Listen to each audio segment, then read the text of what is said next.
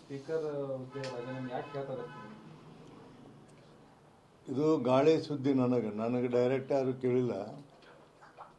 ನನಗೆ ಯಾರು ಡೈರೆಕ್ಟಾಗಿ ನೀವು ರಾಜೀನಾಮೆ ಕೊಡ್ರಿ ಅಥವಾ ನಿಮ್ಮ ಮೇಲೆ ಅವಿಶ್ವಾಸ ಮಂಡನೆ ಮಾಡ್ತೀವಿ ಅಂತೇಳಿ ಯಾರು ಕೇಳಿಲ್ಲ.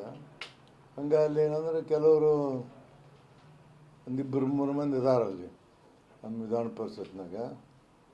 ಅವ್ರು ಯಾಕಿರ್ಬೇಕ್ರಿ, ನಾವು ಅಧಿಕಾರ ಬಂದಾಗ ಅವ್ರು ಯಾಕಿರ್ಬೇಕು, ಹೋಗಿ ಕಿರಿಕಿರಿ ಮಾಡಿದಾಗ ಜನರ ಅಂದಿರ್ಬೋದು. ಬಟ್ ಆಫೀಷಿಯಲಿ ಆಗಲಿ ನಮಗೆ ಇವತ್ತಿನವರೆಗೂ ಯಾರೂ ನನಗೇನು ಹೇಳಿಲ್ಲ, ನೀವು ರಾಜೀನಾಮೆ ಕೊಡ್ರಿ ಅಥವಾ ನೀವು ನಿಮ್ಮ ಮೇಲೆ ವಿಶ್ವಾಸ ಮಂಡನೆ ಮಾಡ್ತೀವಿ ಅಂತ ನಮಗೇನು ಯಾರು ಹೇಳಿಲ್ಲ. CM ಖುದ್ದಾಗಿ ತಮಗೆ ಫೋನ್ ಮಾಡಿದ್ರು. ಫೋನ್ ಮಾಡಿದ್ರಂದ್ರೆ ನಾನು ಹಾಸ್ಪಿಟಲಾಗಿದ್ದೆ. ಯಾರೋ ಸುದ್ದಿಯರಂತ ಆರೋಗ್ಯವನ್ನು ವಿಚಾರಣೆ ಮಾಡಿದ ಹೊರತಾಗಿ ಅವರು ರಾಜಕೀಯ ಬಗ್ಗೆ ಮಾತಾಡಿಲ್ಲ. ನನಗೇನವರು ರಾಜೀನಾಮೆ ಬಗ್ಗೆ ಅದೇನು ನನಗೆ ಹೇಳಿಲ್ಲ. ಅವರು ಹಾರಕಿ ಸುದ್ದಿ ಬಂದದ್ದು ಮುಖ್ಯಮಂತ್ರಿಗಳು ರಾಜೀನಾಮೆ ಕೇಳ್ಯಾರ ಅಂತೇಳಿ ಬಂತು. ಬಟ್ ನನಗಾದ್ರೆ ನೇರವಾಗಿ ಮಾತಾಡಿಲ್ಲ ಅವರು. ಮಳೆಗಾಲದ ಅಧಿವೇಶನ ಮುನ್ನವೇ ಹೊರಟ್ಟಿ ಅವರು ಸ್ಥಾನಕ್ಕೆ ರಾಜೀನಾಮೆ ಕೊಡ್ತಾರೆ. ಒಂದು ವೇಳೆ ಈ ಥರ ಅವಿಶ್ವಾಸ ನಿರ್ಣಯವನ್ನು ಮಂಡನೆ ಮಾಡ್ತೀವಂದ್ರೆ ಅಥವಾ ರಾಜೀನಾಮೆ ಕೊಡಂದ್ರೆ ನಾನು ತಕ್ಷಣ ರಾಜೀನಾಮೆ ಕೊಡ್ತೀನಿ.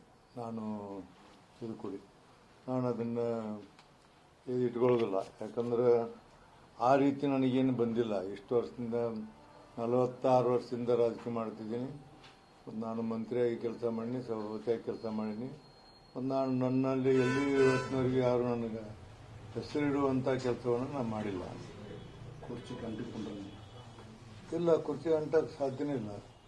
ಕುರ್ಚಿ ಗಂಟುಗಳ ಈಗ ಪ್ರಶ್ನೆ ಏನು ಬಂದಿದೆ ಅಂದ್ರೆ, ಭಾಳ ಮಂದಿ ನನಗೆ ದಯಮಾಡಿ ಸರ್ ಇನ್ನೊಂದು ದಿವಸ 15 ಸಲ ಇರಿ ನೀವು ಅಂತೇಳಿ ಪಕ್ಷಾತೀತವಾಗಿ ಒತ್ತಡ ಮಾಡ್ತಾರೆ. ಮತ್ತು ಇದು ನಿಮಗೊಂದು ಇತಿಹಾಸ ಹೇಳ್ತೀನಿ. ನಾನು ಇದನ್ನ 1956ನೇ ಇಸ್ವಿಯಾಗ ಟಿ ಸುಬ್ರಹ್ಮಣ್ಯನ ಹಿಡ್ಕೊಂಡು ಸುಬ್ರಹ್ಮಣ್ಯ, ವೆಂಕಟಪ್ಪ, ಹಳ್ಳಿಕೇರಿ, ಕೆ ಶೆಟ್ಟಿ, RB ನಾಯ್ಕ, ಬಸವರಾಜೇಶ್ವರಿ ಇವರೆಲ್ಲರೂ ಏನಂದ್ರೆ ಅಲ್ಲಿಂದ ಹಿಡಿದು ಇಲ್ಲಿವರೆಗೆ ಎಲ್ಲರೂ ತಮ್ಮ ಪೀರಿಯಡನ್ನು ಮುಗಿಸ್ಯಾರ. ಯಾರು ಈಗ ಸರ್ಕಾರ ಬೇರೆ ಬಂದರೆ ಸಭಾಪತಿನ ತೆಗೆದಿಲ್ಲ. ಹಂಗಾಯ್ತು. ಈಗ ಏನಂದ್ರೆ ನೋಡಿ, ರಾಮಕೃಷ್ಣ ಹೆಗಡೆ ಅವರು ಬಂದರು, ಅವಾಗ ರೆಹಮಾನ್ ಖಾನ್ ಇದ್ದ, ಕಾಂಗ್ರೆಸ್ ಇದ್ದ, ಇವರಿದ್ದರು. ಆಮೇಲೆ ರಾಮರಾವ್ ಪೋತಾರ್ ಬಂದು ಕಾಂಗ್ರೆಸ್ ಇದ್ದ, ಅವಾಗ ಕಾಂಗ್ರೆಸ್ ಇದ್ದ ಮೊದಲ. ಮಂಜುನಾಥ್ ಇದ್ದ, ಜನತಾದಳ ಇದ್ದ. ಆಮೇಲೆ ಕಲ್ಮಣ್ಕರ್ ಅವರು 8 ವರ್ಷ ಇದ್ದರು. ಎಲ್ಲ ಪಕ್ಷ ಬಂದವರು. JDS ಬಂತು, ಅದಕ್ಕೆ ಕಾಂಗ್ರೆಸ್ ಅಧಿಕಾರಕ್ಕೆ ಬಂತು. ಬಹುಮತ ಆಯಿತು. ಇನ್ನು ನಂದೇನೈತಿ,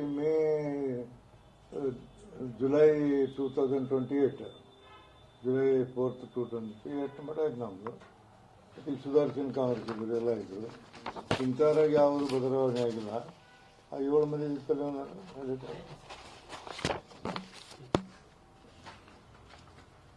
ಅದೇನಾಗಿಲ್ಲ. ಇದು ಯಾಕೆ ನನಗೆ ವಿಚಿತ್ರ ಅನಿಸೋದು ಏನಂದ್ರೆ, ಈಗ ಯಾಕೆ ನ್ಯೂಸ್ ಬಂತು ಅನ್ನೋದು ಇದು ತಿಳಿದಿಲ್ಲ ಇನ್ನವರಿಗೆ. ಈಗ ನೋಡಿ, ಇದು ನೀವು ನೋಡ್ಕೊಳ್ಳಿ, ಬೇರೆ ಬೇರೆ ಸರ್ಕಾರ ಬಂದಾಗ ಬೇರೆ ಬೇರೆ ಎಲ್ಲ ಇದಾವೆ. ಬೇರೆ ಬೇರೆ ಬಂದ ಸರ್ಕಾರಗಳದಾವು. ಯಾರನ್ನು ಇವತ್ತಿನವರೆಗೂ ವಿಧಾನ ಪರಿಷತ್ತಿನ ಸಭಾಪತಿಯ ಮೇಲೆ ಅವಿಶ್ವಾಸವನ್ನು ಮಂಡಿಸಿ ಕೆಳಗಿಳಿಸಿದಂಥ ಉದಾಹರಣೆಗಳು ಒಂದೂ ಇಲ್ಲ. ಯಾವುದೂ ಇಲ್ಲ ಸರ್ ಇಲ್ಲಿವರೆಗೂ. ಒಂದೊಂದು ಇದು ಹುಟ್ಟಿದಾಗಿಂದ 1956ರಿಂದ ಇವತ್ತಿನವರೆಗೂ ಒಂದು ನೋಡ್ಕೊಳ್ಳೋದು ನಿಮ್ಮ ಕಡೆ. ನಿಮ್ಮ ಚೇರ್ಮನ್ ಭಾಳ ಮಂದಿ ಕಣ್ಣಿಟ್ಟಾರ ಸರ್. ನನಗೆ ಗೊತ್ತಿದೆ. ಈಗ ಯಾರು ಆಗಾಗ ಹಿಂದೆ ಮುಂದೆ ನೋಡ್ತಿದ್ರು, ಈಗೆಲ್ಲರೂ ಯಾಕೆ ಕಣ್ಣಿಟ್ಟರು ಗೊತ್ತಿಲ್ಲ. ಅದ್ರ ಮೇಲೆ ಭಾಳ ಮಂದಿ ಸಭಾಪತಿ ಆಗಕ್ಕೆ ಹಿಂದೆ ಮುಂದೆ ಮಂತ್ರಿ ಆಗತ್ತಿದ್ರು, ಸಭಾಪತಿ ಆಗಕ್ಕೆ ಹಿಂದೆ ಮುಂದೆ ನೋಡ್ತಿದ್ರು. ಬಟ್ ಈಗ ಯಾಕೋ ಅದು ಅಟ್ರಾಕ್ಷನ್ ಭಾಳ ಆಗಿದೆ ಕಾಣ್ತದೆ ಎಲ್ಲರಿಗೂ. ಅದಕ್ಕೆ ಕಣ್ಣಿಟ್ಟಿರ್ಬೋದು.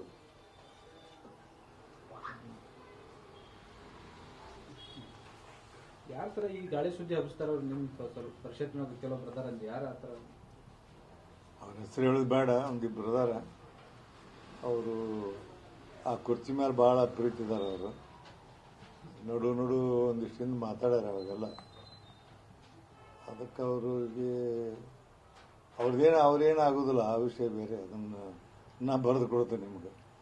ಅಲ್ಲಿ ನೋಡಿ, ವಿಧಾನ ಪರಿಷತ್ತಿನ ಸಭಾಪತಿ ಕೆಲಸ ಅಂದ್ರೆ ಸಾಮಾನ್ಯವಾದಂಥದ್ದಲ್ಲ. ಇವತ್ತಿನ ದಿನಮಾನಗಳಲ್ಲಿ ವಿಧಾನ ಪರಿಷತ್ನಲ್ಲಿ ಬಹುಮತ ಇರದೆ, ನಾನು ಇದ್ದಾಗ ಬಹುಮತ ಇದ್ದಿದ್ದಿಲ್ಲ. ಬಟ್ ಸರ್ಕಾರಕ್ಕೆ ಎಂಬ್ರಾಸ್ಮೆಂಟ್ ಮಾಡುವಂಥ ಕೆಲಸ ಯಾವಾಗ ಮಾಡಲ್ಲ. ಅಲ್ಲಿ ಕುಂತಂಥವ್ರು ನಾನು ನೋಡೋದು, ಸಭಾಪತಿ ಆದ ನಂತರ ಇಮ್ಮಿಡಿಯೇಟ್ಲಿ ನಾನು ಅಲ್ಲೇ ಅನೌನ್ಸ್ ಮಾಡಿ, ನಾನು ಏನಂದ್ರೆ ಪ್ರಾಥಮಿಕ ಸದಸ್ಯ ಪಕ್ಷಕ್ಕೆ ರಾಜೀನಾಮೆ ಕೊಡೋದನ್ನು ಕೊಟ್ಟು, ಅಲ್ಲೇ ಲೆಟರ್ ಕೊಟ್ಟು ಸಭಾಪತಿ ಆಗಿರುವವರೆಗೆ ನಾನು ಪಕ್ಷಾತೀತ ರಾಜೀನಾಮೆ ಕೊಟ್ಟು, ಅವತ್ತು ಸಭಾಪತಿ ಚೇರ್ ಇರುವವರೆಗೆ ಪಕ್ಷಾತೀತವಾಗಿ ಇರ್ತಂತೇಳಿ ರಾಜೀನಾಮೆ ಕೊಟ್ಟು ಅವತ್ತು ಅನೌನ್ಸ್ ಮಾಡಿದೆ. ಈಗ ಮುಖ್ಯಮಂತ್ರಿಗಳಿಗೆ ಏನು ಭೇಟಿಯಾಗಿ ಬರ್ತೀವಿ ಸರ್, ಈ ಸಂಪುಟ ಏನಾದರೂ? ನಾನು ನಿಮಗೆ ಆನೆಸ್ಟಾಗಿ ಹೇಳ್ಬಿಡ್ಲಿ, ನಾನು ಅವರಿಗೆ ಇವರಿಗೆ ಭೇಟಿ ಆಗೋದು ಇದೆಲ್ಲ. ಒಂದ್ಸರಿ ಮುಖ್ಯಮಂತ್ರಿ ನನಗೆ ಇವರೇನು MLCಗಳು ಆರಿಸಿ ಬಂದ್ರಲ್ಲ 7 ಮಂದಿ, ಆವಾಗ ಓತ್ ಕೊಡುವಾಗ ಅವತ್ತು ಸಿಕ್ಕಿದ್ರು ಅವರು. ಅವತ್ತು ನನಗೆ ಅಂದ್ರು ಅವರು, ಏನು ಮುಖ್ಯಮಂತ್ರಿಗಳು ನಮ್ಮಲ್ಲಿ ಒಂದಿಷ್ಟು ಮಂದಿ ಕಿರಿಕಿರಿ ಮಾಡಾಕತ್ತಾರೆ ನಿಮ್ಮ ಸಲುವಾಗಿ ಅಂದರು. ಹೌದೇನ್ರಿ ಅಂದೆ, ಮಾತಾಡೋಣ ಆಮೇಲೆ ಅಂದರು. ಆಯ್ತು ಅಂದೆ, ಇಷ್ಟ. ಒತ್ತಡ ಆಯ್ತು ಸರ್ ಅವ್ರ ಮೇಲೂ? ಅದೇ ಅವ್ರಿಗೆ ಗೊತ್ತದು, ನಿಮಗೆ ಗೊತ್ತು, ನನಗೇನು ಗೊತ್ತಿಲ್ಲ. ಅದು ಅವ್ರ ಮೇಲೆ ಒತ್ತಡ ಐತೆ ಇಲ್ಲ ಐತೆ ಎಲ್ಲ. ಒತ್ತಡ ಇದ್ರೆ ನಾನಂತೀನಿ, ನಾನು ಬಿಡಂತ ಹೇಳ್ಬಿಟ್ಟು ಬಿಟ್ಬಿಡ್ತೀನಿ. ಇಲ್ಲ, ಏನು ಮಾಡೋದು? ಈಗ 10 ವರ್ಷ ಆದ್ರೂ ಮಾಜಿ ಅಂತಾರೆ, 1 ವರ್ಷ ಆದ್ರೂ ಮಾಜಿ ಅಂತಾರೆ. ಸಾಕು, ಮತ್ತು 3 ಸಲ ಸಭಾಪತಿ ಆಗೀನಿ.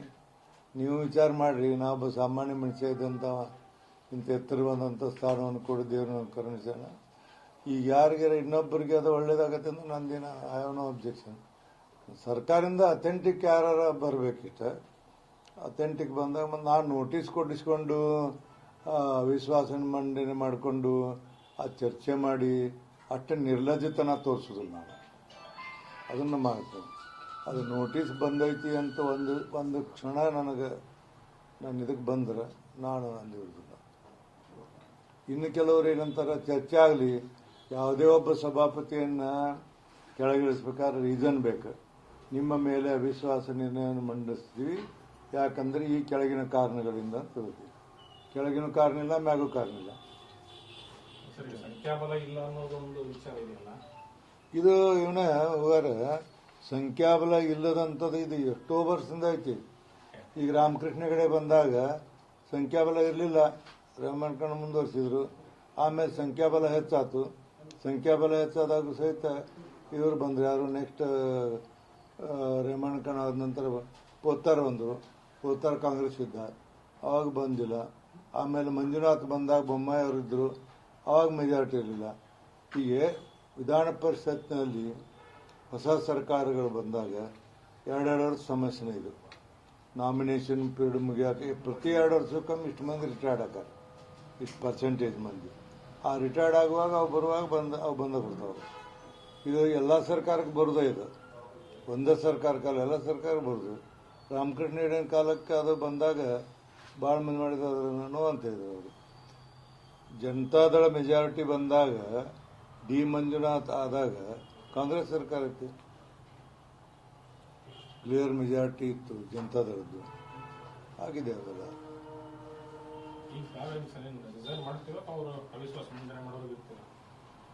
ನಾ ಹೇಳಿದ್ನ ನಿಮಗೆ, ಅವಿಶ್ವಾಸ ಮಂಡನೆಯನ್ನು ಮಾಡುವಂಥದ್ದು ಬರಲಿ ಅಥವಾ ಸರ್ಕಾರದಿಂದ ಯಾರದೇ ಒಂದು ನನಗೊಂದು ಮೆಸೇಜ್ ಬರಲಿ, ಅಲ್ಲಿ ಮುಂದುವರಿಯೋದಿಲ್ಲ.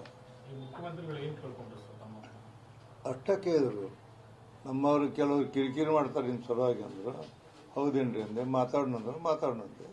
ಆಮೇಲೆ ನಾ ಬಂದ ಕೂಡಲೇ ಇಲ್ಲ, ಹಾಸ್ಪಿಟ್ಲಿಗೆ ಅಡ್ಮಿಟ್ ಆಗಿ ನಿನ್ನೆ ಹೊರಗೆ ಬಂದೀನಿ. ನೋಡ್ಬೇಕು ಅದು. ಅಧಿವೇಶನ ಎಲ್ಲಿ ಸರ್? ಬೆಂಗಳೂರು ಅಥವಾ ಬೆಳಗಾವಿ? ಬೆಂಗಳೂರು. ಮಾಡ್ಬೇಕು. ಇಲ್ಲ, ಇವರಿದ್ದಾಗ ನಾವು ಹೇಳಿದ್ನಿ ಬೆಳಗಾವಿ ಮಾಡೋಣ ಅಂತೇಳಿ ಒಪ್ಕೊಂಡಿದ್ರು ಸಿದ್ದರಾಮಯ್ಯ ಅವರು. ಇವರು ಬೆಂಗಳೂರು ಅಂತೇಳಿ ಬಂತು ನೀವು